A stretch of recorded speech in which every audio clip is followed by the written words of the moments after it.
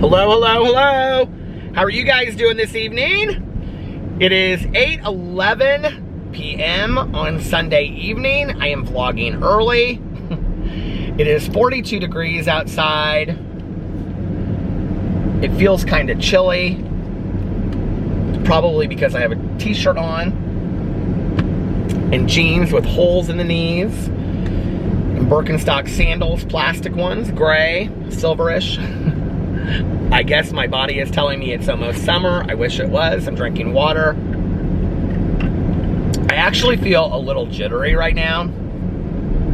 Just got done about, let's see, 4, 5, 6. About an hour ago, I got done with the live stream for True Crime Book Club. We went, I think it was 2 hours and 48 minutes today, which was the longest live stream we have ever had for a True Crime Book Club. It was fantastic. We guested so many people, and we discussed Hell in the Heartland, which was the case about the murder of Danny and Kathy Freeman and the missing girls, Ashley Freeman and Lori Bible. And it just was one of the best discussions we have ever had in there. And Jax Miller, the author of the book, her husband was like in the live stream the whole time commenting, and then at the very end she came into the live stream. Oh my god, Mel and I were so excited. It was like total fangirl moment. And so anyway, Mel and I were just talking about that on the phone. It was so cool for us. And she's just so humble and real. And anyway, she messaged me some really nice things after Jax did, the author, after the book club, and was just so thankful to Mel and I. And so anyway, if you don't know anything about the case, I highly, highly recommend that you read her book, Hell in the Heartland. And if you don't want to read the book, on HBO Max is the documentary, Hell in the Heartland, which has Jax in the whole documentary. And we asked her at the end of the live stream, her guesting, like what she would want going forward. And she said just to keep this story alive and for people to keep on talking about Ashley Freeman and Lori Bible, so that we can, that they can possibly be brought home to Lori's parents. And because to this day, like, nobody really knows what happened to the girls. I mean, there's a lot of speculation and a lot of things that have been said behind the scenes, but from a factual point of view, I don't think there's, like, nobody knows exactly what has, except for hearsay, what happened, although there have been arrests made in the case. So there's also a Facebook group which is called Find Lori Bible, and I followed that Facebook group today. Jax Miller also has a Facebook group that you can follow, so if you're interested in all of that. But we had such a great live stream today. It was fun. It was really fun. So if you're part of the book club and you came in there and guested, thank you. Karen is now taking over kind of like the discussion, like on the side panel, and Karen did such a fantastic job. And so thank you, Karen. And to everybody that came in, I don't want to, if I list everybody that came in, I don't want to forget anybody, but like Nikki came in, and Karen, and Manal, and Caroline, and Stacy, and Elizabeth. And oh my god, Elizabeth showed us like true crime memorabilia that she collects, and she had a letter from Eileen Warnos that was part of like the Dear Dawn letters in the book Dear Dawn to her friend Dawn. And then she also had a letter from the Night Stalker and a letter from the BTK killer. So it was really interesting to see all of that. She had something else too. What else did she have? Who else was in the live stream? Or who else guested? Stacy, Elizabeth, Caroline, Manal, Nikki, Gina. Happy anniversary to Gina and her husband. 34 years, I think they said. It's also Nikki's birthday, so everybody wish Nikki a birthday. Happy birthday. Her birthday is on Monday. She got her nails done. She said in dedication to Be Too Much, she got all these really cool, her nails look really gorgeous. They're like all kinds of rainbow colors and stuff. It's really cool. And who else was in there? I feel like there was somebody else. I'm so bad remembering everybody. But anyway, it was a great discussion. Had a fun time. Got up today, Alex and I went to brunch. Alex had I think he just had a cup of turkey chili today with croutons. And then he had his Cuban breakfast, and we both had coffee. I had snickerdoodle coffee. He had regular coffee. And then and then we had water, of course. They bring out, like, water in this, like, family-friendly water in this glass jar. And then I had the gluten-free waffle with butter and syrup. Then they put, like, cinnamon and sugar on it. And then I also had fruit, pineapple, tomatoes. No, there were no tomatoes in there. Pineapple, strawberries, and tomatoes. Peter, you're so silly. Pineapple, strawberries, and I think there were blueberries in there. Were there blueberries? Maybe it was just strawberries and pineapple. I can't remember. And then I also had crispy potatoes, which are just like cut up crispy potatoes that I dipped in ketchup. And they brought out 2 sides, and they looked like both like ketchup to me. And Alex gets, what do you call it? The hot sauce. Why can't I think of what it's called? It starts with an S. But he gets that for his, oh shoot, why can't I remember what it's called? You know what I'm talking about, the famous hot sauce. Anyway, so I had like it looks just like ketchup. Kind of. Like if you have them side by side in like a dish, like one's a little grainier, and that's the, whatever the hot sauce is, and I can't remember the name of it. But anyway, so I dipped my, crispy potatoes in there, and oh my god, I got so much of it that it like burned my mouth, and I was like, whoo. I put like a big, I cut like a big slice of the waffle and put it in my mouth, hoping like the sugar and cinnamon would like take off the bite of the hot sauce. Why can't I think of what that hot sauce is called? Anyway, I had like 2 cups of coffee at brunch, and then I brought a cup of coffee home, and I drank that during the live stream book discussion, and I feel a little jittery now. I think it's because of that, so I'm drinking water. I know it probably seems like I drink a lot of coffee, but the reality is, I go through Starbucks, you know, like whenever I kind of get out during the day, and I get, like, I have this with my iced blonde Americano with an extra shot and 1 Splenda. But like, I'll drink this over the course of Venti. So pretty, isn't it? I'll drink this, I love it. I'll drink this over the course of like 6 or 8 hours, and like, see, there's still some in here from yesterday. I didn't even finish it. So even though it appears that I drink a lot of coffee, I don't really drink that much coffee because I drink it over the course of a whole day, you know? Anyway. It's driving me crazy that I can't remember what that hot sauce is called. Does it start with an S? I feel like it does. Anyway.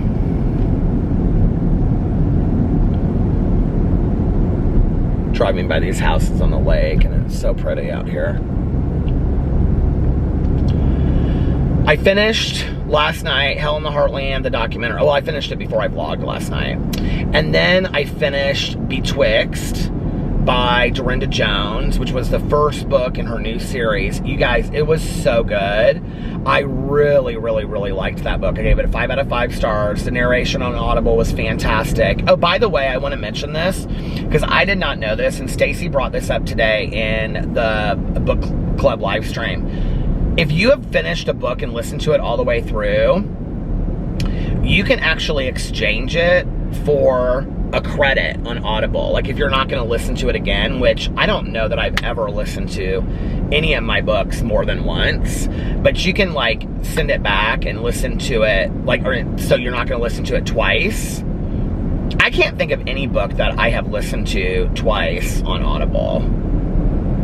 I really can't think of one book that I've ever listened to twice, but you have a year to return them, and then you get like so many credits for returning them. If you do it by phone, she said you get like full credits. If you do it online, she said it's easier, and she got 9 credits for returning a lot of books. So I'm gonna actually try to return some books, and then the only thing is that, well, I guess I could just use my Goodreads, but the only thing is that I can go in and I can see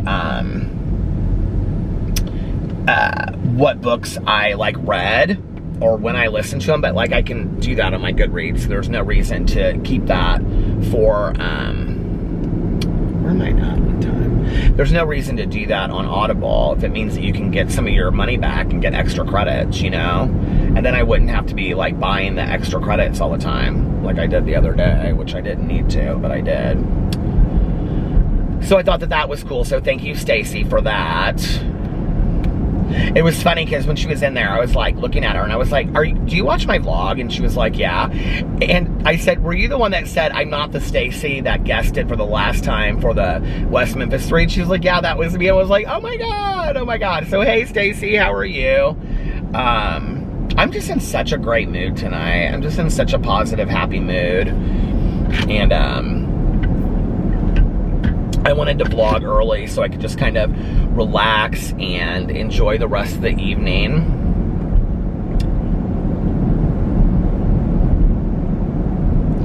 So yeah, I just been having such a great day. Finished Betwixt last night, and did I start a new book? I do not believe I started a new book because I ended it and then I came home and went right to bed. So I've got to figure out which book I'm going to read next. I think I'm either going to listen to, I think, the Charlie Davidson, well, book 1 in the Charlie Davidson series by Dorinda Jones, which is about like this, what's the word I'm looking for? It's kind of like Dead Like Me, like that show. If you ever saw that show, I loved that show. Or I am going to listen to, I really want to listen to the Naturalist series by Andrew Mayne, who wrote The Girl Beneath the Sea. I heard it was fantastic. It's like 3 books in the series. But I might read the next book in the Stephanie Plum series. Oh, by the way, I remember that, do you remember when I was complaining about my books were not showing up on my Audible, and I couldn't figure out why they weren't showing up in my library? And Two for the Dough, the second book in the Stephanie Plum series by Janet Ivanovich was one of them that wasn't showing up, and I couldn't figure out why. And then it was like I had purchased all these books. Oh, well, they were the ones that Jen gave me as gifts. And if I searched it, it would say it was in my library, but I couldn't see it in my library, right? So I was like, what is going on with this? And I had remembered that somebody told me, or maybe I looked it up somewhere, that if you sign out of your Audible and you sign back in the app on your phone, if that's how you listen to Audible books, you can listen to them, I think, on the computer too. But it will show everything back up again. And I did that. I signed out and I signed back in, and it like showed every book, even Two for the Dough. So that was kind of like a little fixer there if you're looking for that and you didn't know how to do that before. I don't know how I remembered that, but get some lip balm going on.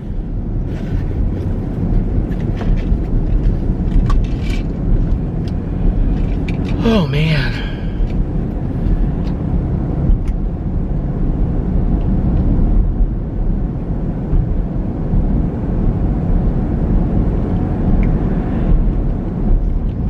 I love this Sol de Janeiro lip balm. It's like my favorite ever.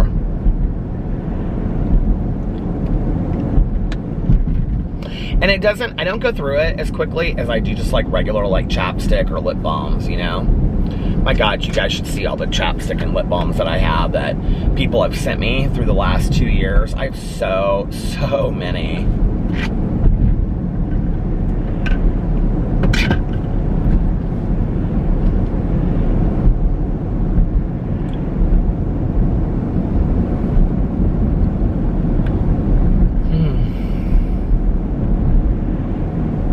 It's a nice night outside. I love Sundays.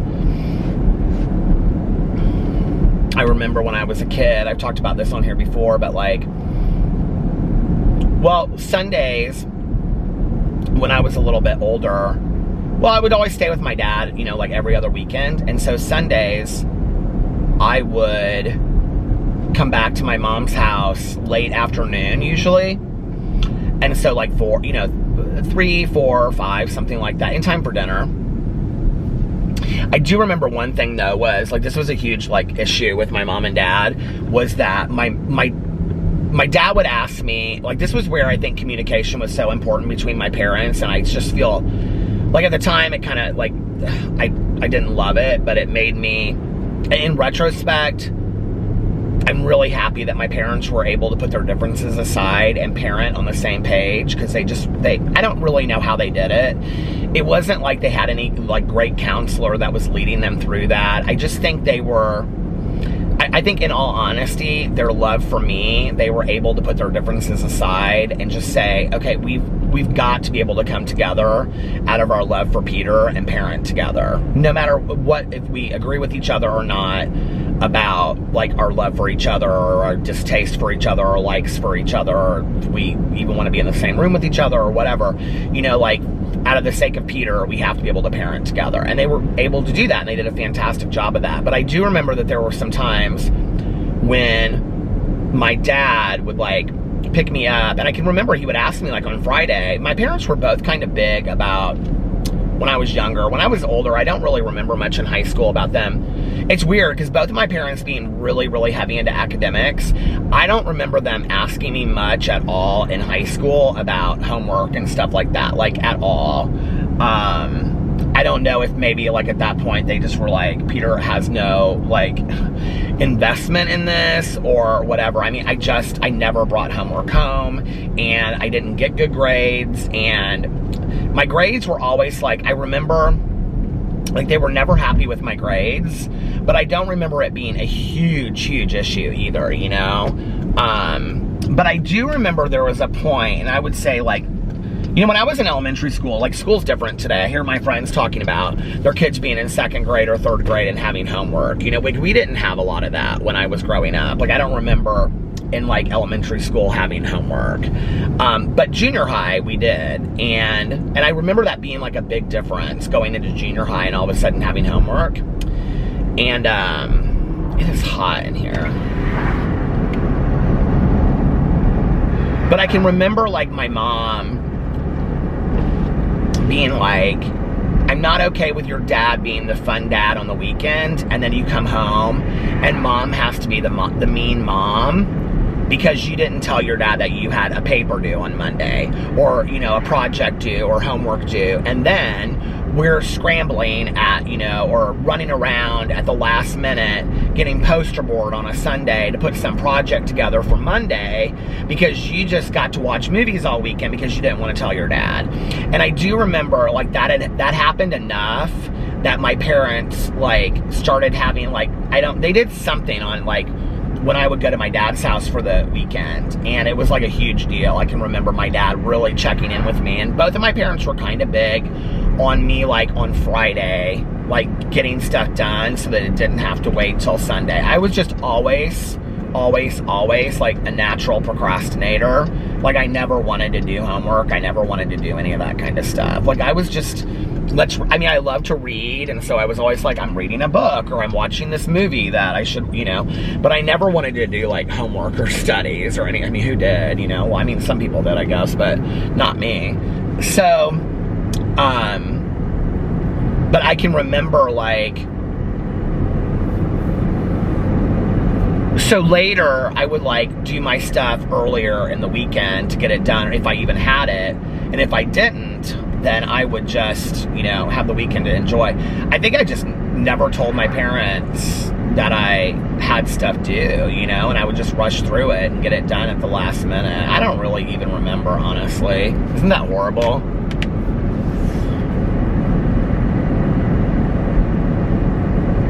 I don't remember like writing a lot of papers or doing I don't remember doing a lot of projects or any of that kind of stuff at all. There was a period when I had a tutor for math, But I don't remember anything about that tutor. I don't remember, I don't even remember. I think I met him at the library or something. And I don't remember understanding any more from the tutor than I did not going to a tutor. Do you know what I mean? Like, and I really think in retrospect, so much of it had to do with how I learn as a person.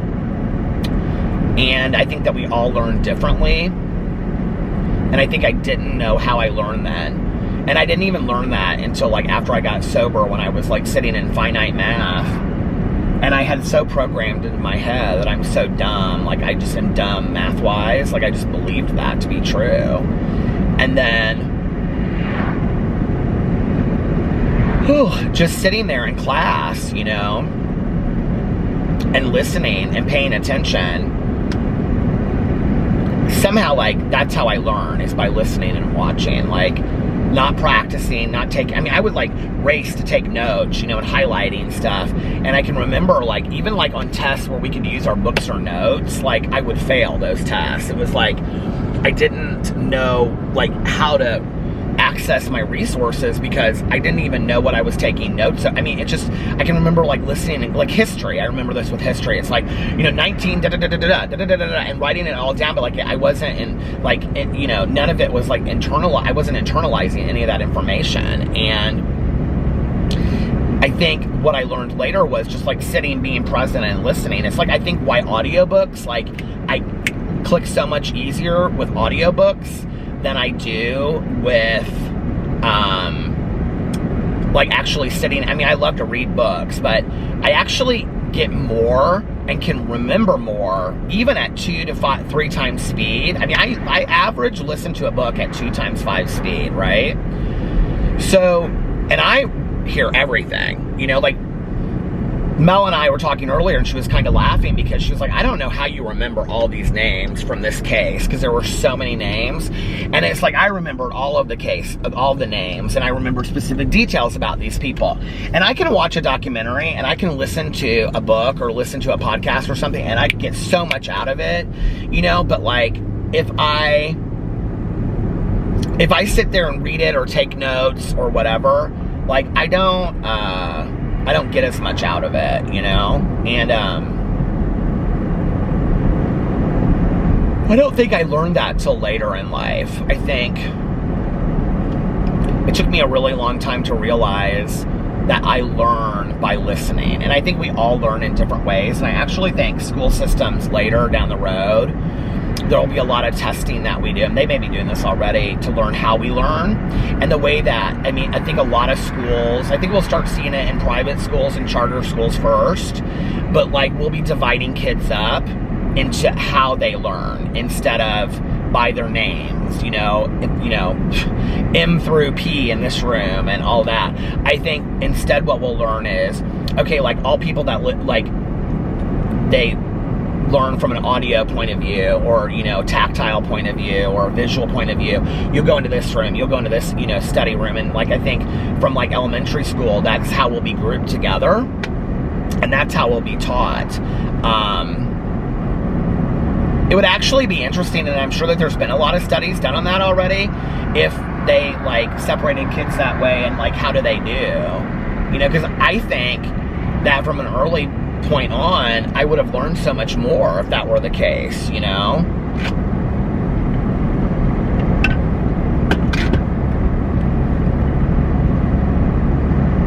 Who knows?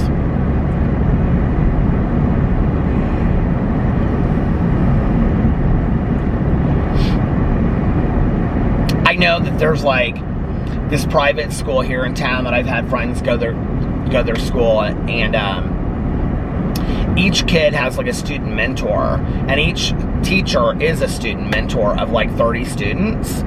And then you kind of like follow them, like you're like, it's a high school, so you're like, each teacher is paired up with a student in like their freshman year, and then you follow them through like all 4 years, right?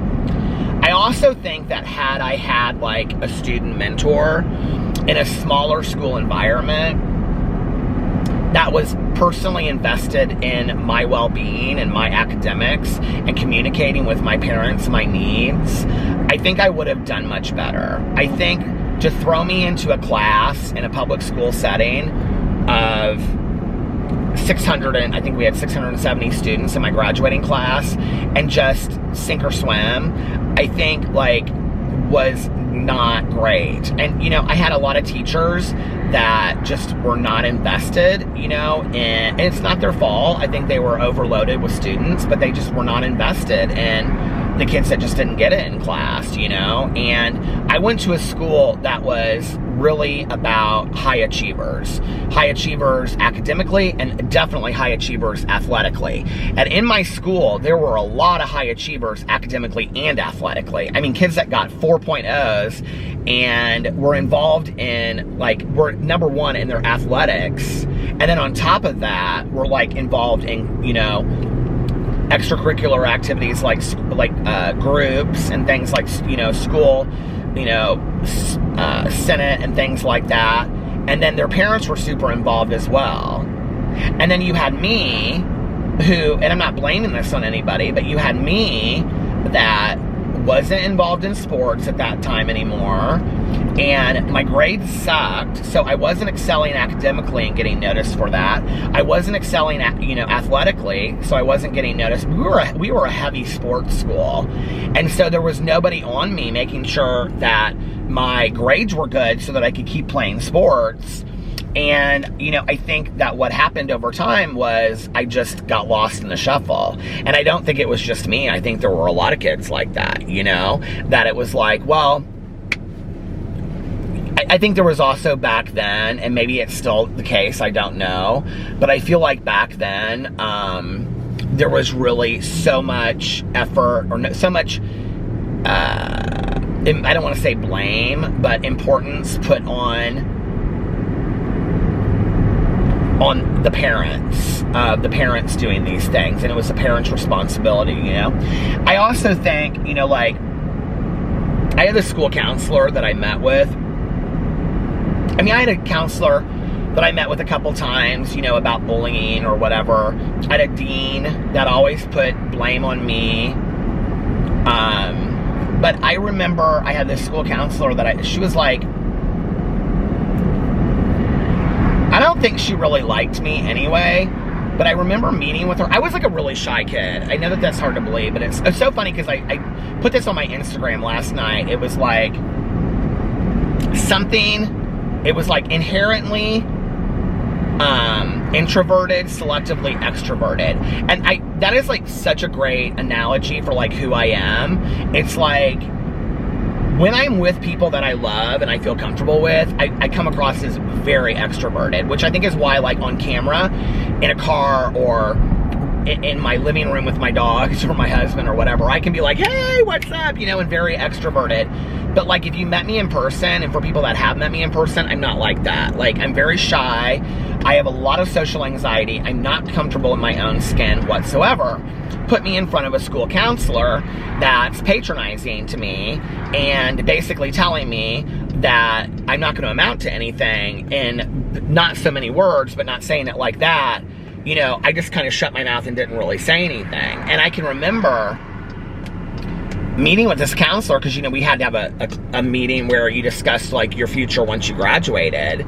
And I can remember saying to her, like, she was like, well, do you know what you want to do when you graduate? Well, I came from two parents that were, I was going to talk about chicken noodle soup and tuna fish salad sandwiches, and my mom and I having Sunday supper on Sunday evening, watching, you know, some TV show or something. I used to watch, my friend and I, my old roommate, we used to watch those Ramona and Beezus PBS specials, but my mom and I watched them when I was younger. But anyway, on PBS. Now I'm in here talking about a school and all this kind of stuff.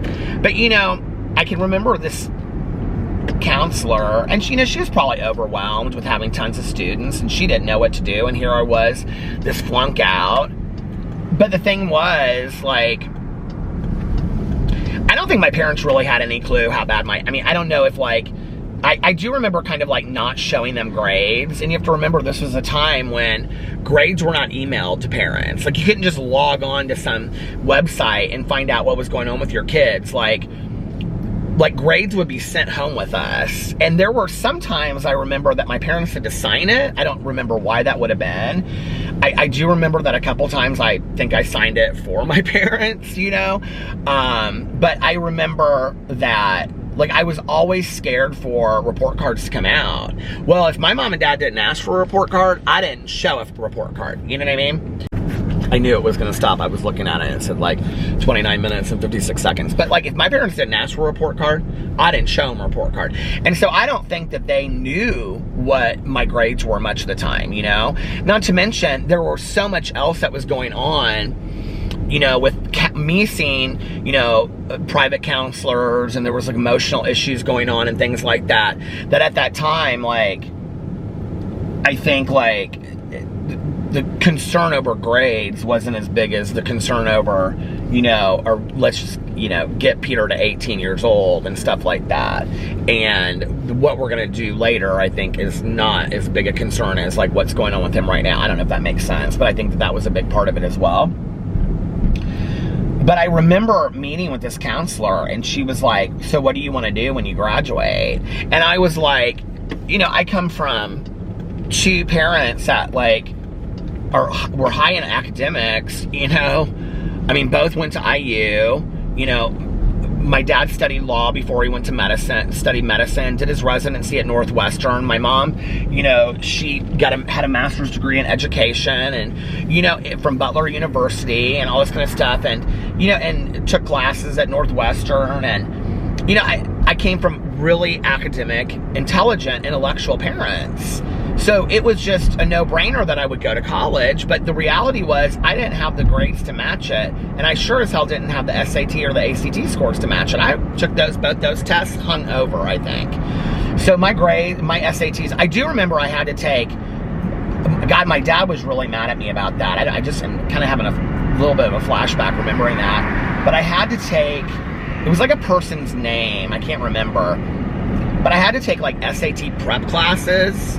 And I remember I took it, and I didn't do hardly any better the second time than I did the first time. And I hated that class. And I do remember there was somebody like in that class I became friends with, and we just went out in the parking lot and smoked cigarettes. But anyway, I was not invested in that class at all.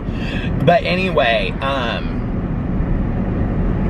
and I think that my parents thought I would do very well in standardized tests, because I always had done very well in standardized tests growing up.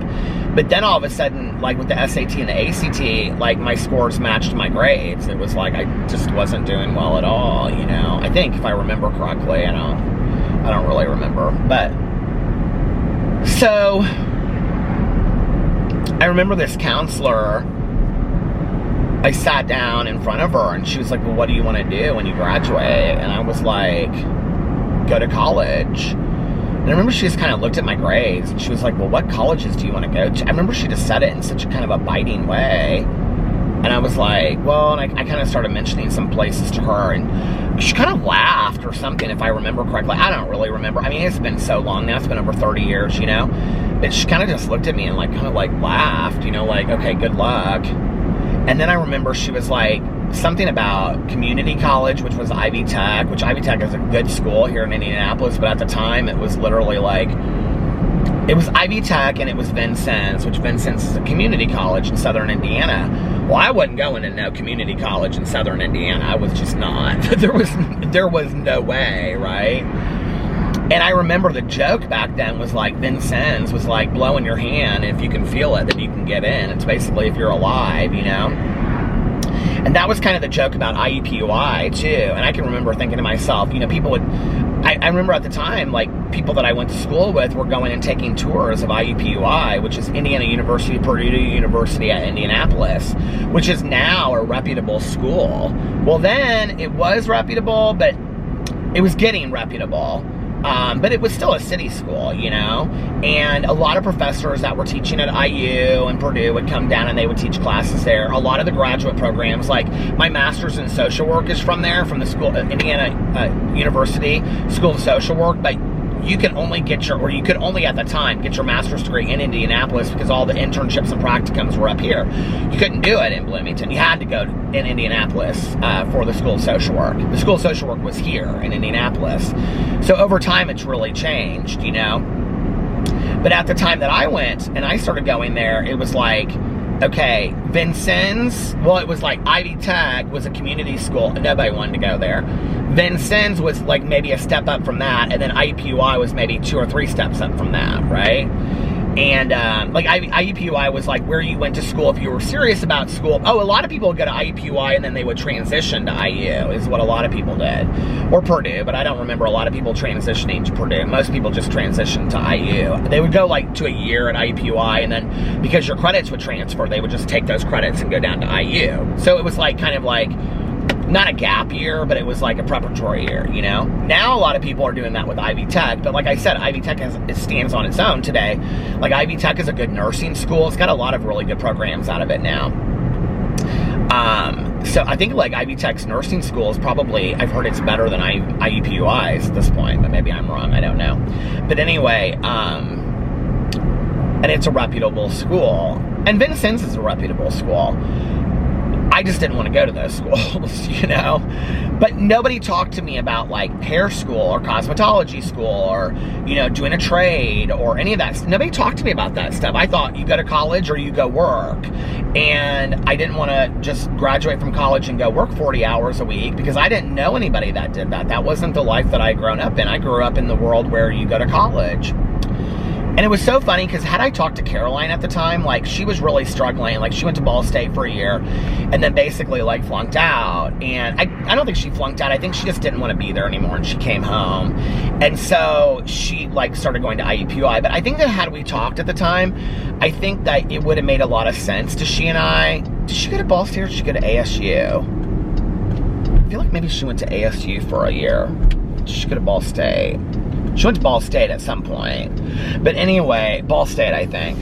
I think, like, if Caroline and I had talked, we were very similar in our academic pursuits. Like, neither one of us was super interested in it at that time. We just did it because that's what our parents did, you know?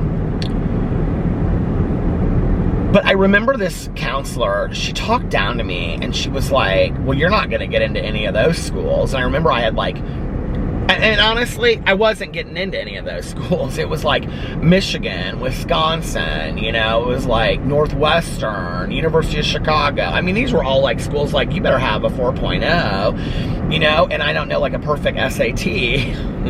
And I didn't, you know what I mean? Not even close. And I remember sitting there just kind of looking at her like, what do you mean I'm not going to these schools, you know? My dad and I are going on a 2-week trip next week. We're going to look at all these schools, of which we did. And I remember there was some Lutheran school in Ohio. I can't even remember what it was. But it was a good school. But I remember we went there and I actually got waitlisted at that school. Or I got like, I got accepted on I got waitlisted and then accepted on probation, and I was like, I'm not going to this school. Like, this school's not for me, you know? But I went and looked at all these schools, and what was the one school? I looked at a couple of small schools. I think, you know, like the thing is, I look back on that, I was such a scared person. I think I knew all along, because I was looking at fashion schools too, you know? And that could have been a real reality for me. And I was so scared of my own, you know, future. And I was really scared of moving away. And I just was, you know, I don't think we talk a lot about how scary that is to graduate and all of a sudden you're an adult and you're expected. I think some people are made for it and others aren't. And I wasn't, you know. And I was not emotionally developed at 18 years old. And I was 18 years old with, I think, the adulthood of about a 15-year-old. I was really scared and I didn't want to leave home. And that was the reality. And I couldn't have verbalized that to you at the time. I couldn't have looked at my mom and dad and said, I'm scared to be on my own. I'm scared to move away and go to college. And I think had I been able to, my future would have looked different. But I wasn't able to do that. And we're out on time. And so I stayed in Indianapolis, and you know, then I got my own apartment, and that was kind of a combination of me just wanting my independence and whatever. But like, I didn't even move that far away, and I stayed really close. And you know, my first apartment was where my dad had lived at, you know, one point, and it was safe to me, and it was you know, 10 minutes to my mom's house and 10 minutes to my dad's house. And that was scary enough for me. I can remember, Tanya and I were just talking about moving into our first apartments the other day, and I can remember, like, waking up and going into my pantry and being like, I don't have any food here, because I didn't plan that out. You know, I'd have a case of beer, but no food, you know, like, that was more important to me. And over time, I got over that.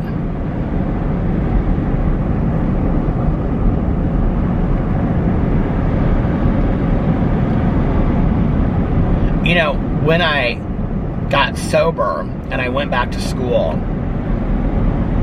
and I really enjoyed going to school when I went back, and I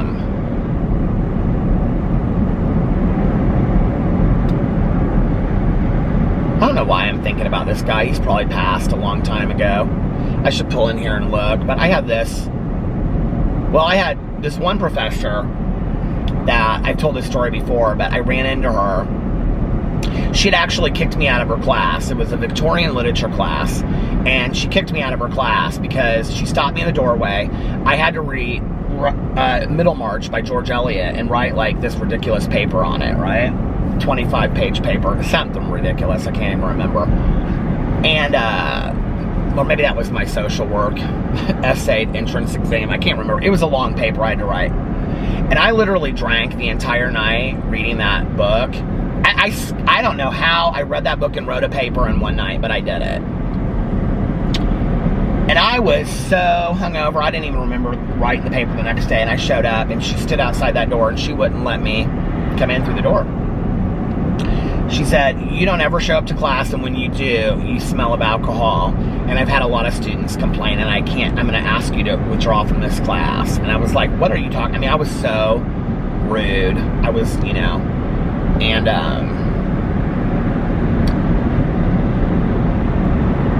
she was like, I'm really worried about you. You have a very serious problem, and I don't even think you realize it. And I went and withdrew from that class. I'll never forget that day. And I was like, F her, and blah, blah, blah, blah, and she don't know, and all this kind of stuff. And probably, I don't remember, but probably went and got drunk as an excuse, you know. And I remember I ran into her 10 years later at Starbucks, and I was driving my ex's car that day, and his window wouldn't roll down, and it was in the winter, so I had to go into Starbucks I never went to. I mean, this was all just kind of like God moment. And she was in front of me asking for a pencil to do the crossword. Anyway, long story short, I looked at her and I said her name, and she looked at me and she said, Peter Monn. And I said, how do you ever remember my name? And she said, you know, professors don't ever forget. And she said, I always wondered what happened to you. And I told her what was going on, and I told her that I was working in treatment, and I made amends to her for how I had talked to her and for coming to her class, having drank, and she accepted my amends. And I remember she said, you know, like, it was such a moment. And she said, as professors and teachers, we very rarely get to see what happens to our students and to say, you know, thank you. And she said, I just want to let you know that it really means a lot to me that, you know, I got to see you. And she was like, and I hope you have a wonderful life. And, you know, I'll probably never see her again, but it was like such a moment in my life where I like, it was like a full circle moment, you know. I'm gonna look at this guy. I think he's probably passed away. I'm almost positive he probably has. That I had as a professor at IUPUI, but I feel like somebody told me that he did. If he hasn't, then I can't say his name, but if he has, I can say his name and you'll understand.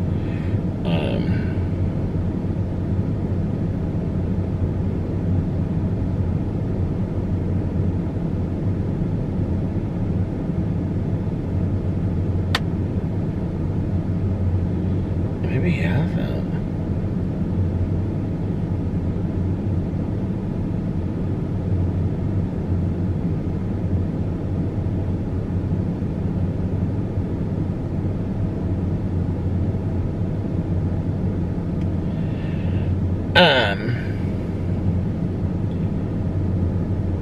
God, if he was in his early 60s at the time that I was there, I mean, he would have to be 90 today. There's no way.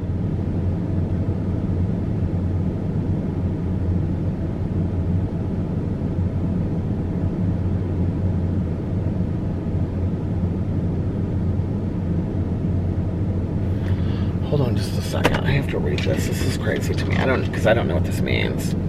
But I'm not seeing any obituary or anything come up for his name. I thought somebody had told me that he passed away.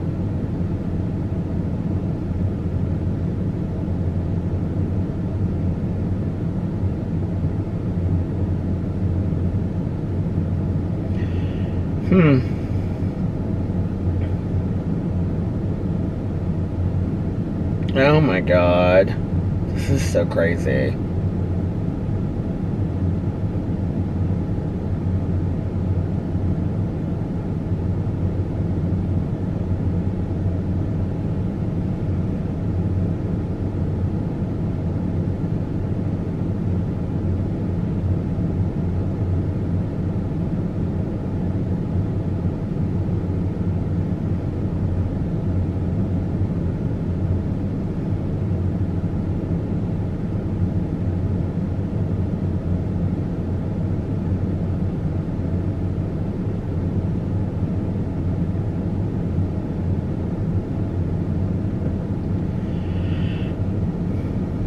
He doesn't live anywhere near here, and he is retired and worked.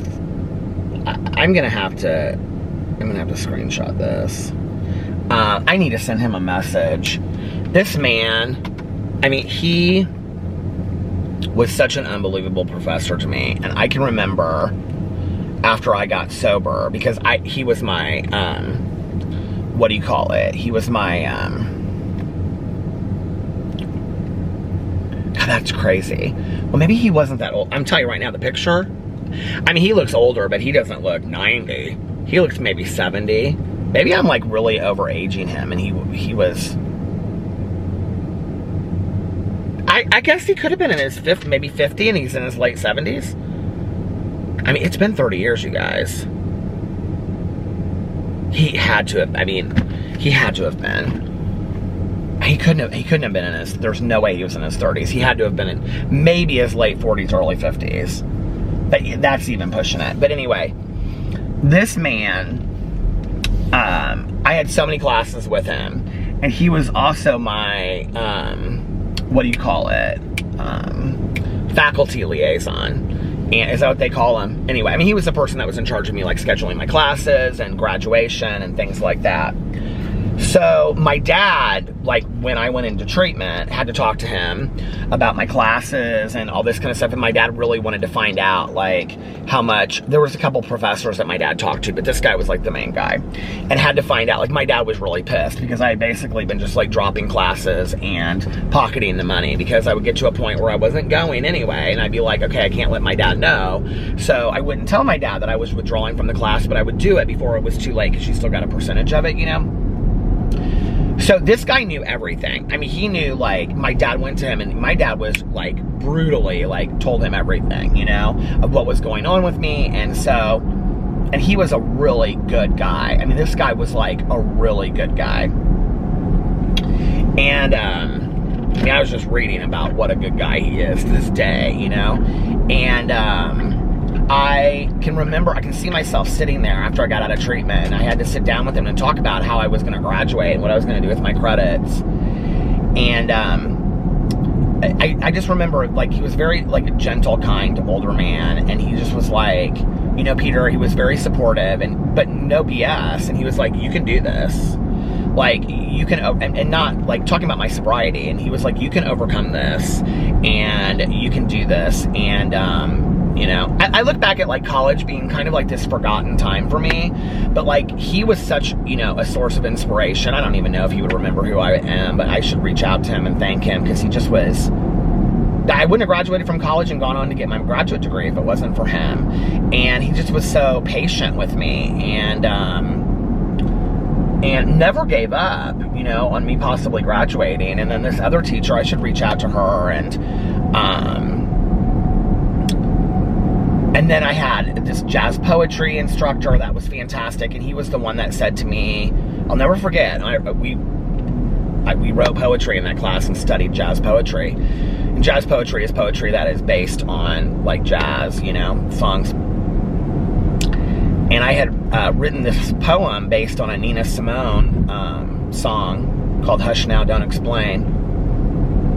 And, or the song's called Don't Explain, I think, but my poem was called Hush Now, Don't Explain, or something like that. And I remember he wrote in the corner of it, like, and I was in that class with another friend of mine that she had taken class. She had gone to IU for a semester, and then she moved up to IUPUI, and she knew him because she had taken a class from him before. And I think she had told him that I was like things were not good with me and whatever. And I remember he wrote on a poem that I wrote, please do not burn out in a frenzy of creativity like Janis Joplin, Jimi Hendrix, and so many other people, creative people. And I will always I will always remember that he said that to me, you know? And then there was the professor that I had for finite math that my dad talked to that, I mean, he made sure I was there for every single class. And he was such an incredible guy. And like, that was the one class, like, that last time that I took it was my last opportunity to take it. And if I failed that class, I wouldn't have graduated, because I had to have finite math to graduate with an undergraduate degree. You had to have it. And I had, I think I had failed out of it twice before. It was like one of the classes that I didn't withdraw from, that I failed out of. And I can remember my dad said to me, I don't care what you get in this class as long as you show up to every single class, every single extra credit, and you do everything that you can. And I remember that instructor said to me, he was so kind, and he said to me, if you show up to every class and you're here on time and you show up to every extra credit seminar and every test, because they had like extra credit test studies before like the test, he said, I will make sure that you pass this class. He goes, I will give you a D-, but I will pass you in this class if you take every test, show up for every class, and show, I mean, he was phenomenal. And so that I could actually graduate, you know. And I think I ended up getting like a B or a B+ in that class. I remember the very first test. He was gay, and I knew that. I had seen him out at the bars before. And the first test, I got like an A or an A- on it. And this was where I learned how to study. I just sat there and listened to it, and I just was like this. And I stopped taking notes. And I remember on the first test, like, he handed it back to me, and he was like, you know, good job, Mr. Monn. He would, like, this was in this huge lecture hall, and he would look up at me and he would say, like, in front of like 200 people or 100 people or something, Mr. Monn, good to see you today. And so anyway, I can remember I went down there after I got the test, and I was kind of like, he gave, like, I thought so much of myself. I thought, this teacher is giving me this A because, you know, he thinks I'm cute or whatever, right? So I went down there, and I had this test in my hand, and he was talking to some other students, like a couple girls or something, and he said, Peter, can I help you with something? And I said, well, I just want to talk to you about my test. And he was like, because, you know, it's like one of those big lecture halls, you walk down, his desk was there. So he was like, what about it? And I said, I'll just talk to you about it when you're done talking to them. And he goes, well, no, is there a problem with your test? You did very good, I'm proud of you. And I was like, no. And I said, I'll just wait. And he goes, no, just tell me now. He goes, you can check the test over there. And I said, no, and he goes, just tell, what is it, Peter? And I said, I think you and I both know that I didn't get an A on this test. Can you imagine the arrogance of that comment? I mean, first of all, and I looked at him, and he goes, what do you mean? And I go, I don't know. I mean, I think you and I both know I didn't get an A on this test, you know? Like, I'm so cute. Like, thank you for the A kind of deal, right? And he looked at me very stern, and he said, the test is right there. You can check your work against it, but be assured that you got an A on that test. And by God, I got an A on that test, you know? And I learned, and he was just, you know, and I did actually get to go back and make amends to him about that. I was so apologetic about that, you know, saying that. And he just was such a just unbelievably nice guy, you know. And yet another point, you know, in early sobriety where ego, pride, and arrogance got in the way of, you know, just wonderful people that are angels here on earth that want to help us. And he just was one of those. And I've had so many people there along the way that have just paved the road. I mean, I look back on my life and I think there have been so many people that have been in my life for, you know, a reason, a season, or a lifetime that have just molded my life to the point of where I'm at today that I just would not have. I mean, so many of you that have reached out to me, and you guys don't even know it, that at the moment that you tell me something, I like really need to hear it. Like sometimes people, like, I get so many direct messages and emails and stuff from people. Sometimes somebody will say something to me and I don't even respond to it, and you guys have no idea like what that comment meant to me at that moment, like that I really needed to hear that comment, you know. It's like I was kind of having like a bad day. I don't know, it was like last week sometime, and I wasn't having a bad day. I just was down in the dumps, you know. Recovery stuff, some friends of mine that I heard, you know, that are struggling and whatever, and it's hard because I don't talk a lot about that on here. So I have, you know, like, here's my life, but then I have my recovery pieces over here. So, you know, if I have a friend that's really struggling, or if I, whatever, I don't always come on here and talk about it. Sometimes I do, but not always, right? And there's so much of my recovery life that you guys don't ever see or don't know about or whatever. And so I was really struggling, and somebody reached out to me, and it just was like the kindest message in the entire world. And I remember I showed it to Alex, and I just was like, people are literal angels. Like, you guys, like, that's where I say, like, if you want to look at the world and say all men are shit, or all people are shit, or whatever, right? You can find that. Like, you can find the cruelty of the world out there. We all can. We all can find the negativity and the toxicity and all that kind of stuff, right? But if you want to find the generosity of strangers, I said this in my drama video the other day, or the kindness of strangers, or kindness of just people out there, you can find it.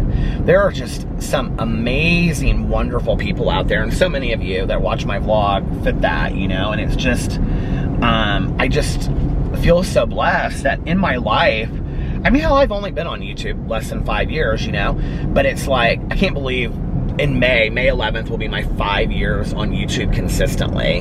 I mean, I made videos before that, but like consistently, you know, on BookTube. It seems crazy to me. And Alex and I were talking at brunch today. This is our 10-year wedding anniversary coming up. We're thinking about redoing our vows. We've talked about that for a while. We really wanted to go to, like, you know, the Maldives or Fiji or something like that, and that's probably not possible, but we're thinking about some things that we can do, maybe with some friends to share. But anyway, you know, when I look back on my life, I just feel so incredibly blessed for all of the cast of characters that I've had along the way. Like I said, some for, you know, a reason, some for a season, some for a lifetime. And I look at that and I think what my life would look like had those people never been in there, you know? And I'm sure people that I don't remember all the time, you know, that were only in my life but for a minute, that had some huge impact on my life, you know? And I'm forever grateful for that. I think as you get older, you become more appreciative of that. I was talking to a friend of mine earlier tonight, and we were just messaging back and forth, and I hadn't talked to him in a while, and he had posted on Facebook that he's lost like 100 pounds over the last course of a year. And he's been kind of hunkered down with his mom, who's like his mom was like really good friends with my aunt, friends with my mom, but really good friends with my aunt. And so he's been kind of, where am I at on time? Does it say 29 minutes? It's going to stop in a second. But he's been kind of hunkered down with his mom for the last year, and he's really just like slowly, like, you know, 2 pounds at a time, here 1 pound at a time, lost all his weight. And he went to his doctor's appointment this week, and they took him off all of his medications, and he just looks like a different person. And I'm so proud of him. And I was like, you're so inspiring to me right now. Because like, I really needed to see this. By the way, he told me he's using the app, the Noom app, Noom. He goes, I know people laugh, but it's like, that's what's working for me. So he's using that app. So I might check that out. But he said, oh, by the way, if you didn't hear, and this is kind of the conversation that you start having with friends of yours that you grew up with, like your parents and stuff were friends. This is kind of the conversation that you start having at my age. I knew it was gonna stop. But this is the conversation that you start having with like kids that you like grew up with that like our parents were friends, right? Is he said, you know, in case you didn't hear, so-and-so died last week, you know, unexpectedly. And it was a really good friend of my aunt's. And somebody that was friends with my mom as well. And, but better friends with my aunts. And, you know, it's just sad. And you realize that, like, time is going forward. And none of us are getting younger. And life is precious, you know? And it's like so many times in meetings, I hear people tell stories about they almost didn't make an amends, and then they made an amends to somebody, and then that person, you know, like a family member that's older, and then that person dies like 3 weeks later, right? And that had they not made the amends when they did, they wouldn't have had the opportunity to do that. Like, we don't ever know, like, how long we have and how long we're gonna be here, you know? And it's just like, I don't know. To me, recently, like, I've just... in the last couple years, like, my life has just been so precious, and I think I have like appreciated my life in a whole new way. And I don't know, and I'm like, and people just, when you think about your life, it's like the places you go, the experiences you have, the home that you make for yourself and nest in, and the people in your, well, and the pets, but pets have been such a huge part of my life. But really, the majority of what we consider our life is the people that we interact with, you know? So anyway, I just want to say thank you to all of you for being part of my life and allowing me to be a part of yours. It's really a magical life that I have, and I'm so very grateful for it today. So that conversation that was going to be about chicken noodle soup and tuna fish salad sandwiches and taking a nap on a Sunday afternoon before my mom and I had supper, and me reading the cartoons in the paper back in the day, Peanuts and Kathy, and Apartment 3B. My grandma always read that Apartment 3B. You know, me and Marmaduke back in the day, doggone funny. That was my favorite in Marmaduke, was at the very end where it would say like, Sheila Stevens of, Oklahoma City, Oklahoma, has a miniature poodle named Tiny. Teeny. Teeny likes to hide her bones, and then her mom can't find them. And one time she was hiding her teeth, you know, something like that. I used to love those, and I just laugh. My mom would put them out for me, and I would read those. Do you remember that? But anyway, the Apartment 3B was like the soap opera of the cartoons, if you don't remember. But anyway, that was what I was going to share about, and I ended up talking about people and stuff. But I don't know. This has been a good vlog for me to, you know, feel centered in gratitude, and I just feel very, very blessed and very, very grateful tonight. So with that, I'm going to get off here, and I hope you guys are having a fantastic, amazing Monday, an amazing beginning to your week. If nobody else has told you this today, I love you. Make sure that you reach out to somebody. Most importantly, make sure that you reach out to somebody and let them know how much they mean to you. Like I also always say, practice random acts of kindness, but also like I always say, don't tell anyone, just do it because it's the right thing to do. Like it says in the 4 agreements, always lead with love, and let's put some kindness, forgiveness, understanding, tolerance, love, hope, faith, courage, amazement, wonder, awe, did I say hope, awe, and grace out there in the world. And I love you guys so much, and I will see you tomorrow. Bye. Love ya! And since I haven't done this in a while, one more I love you. I love you guys, I'll see you tomorrow. Bye. Love ya!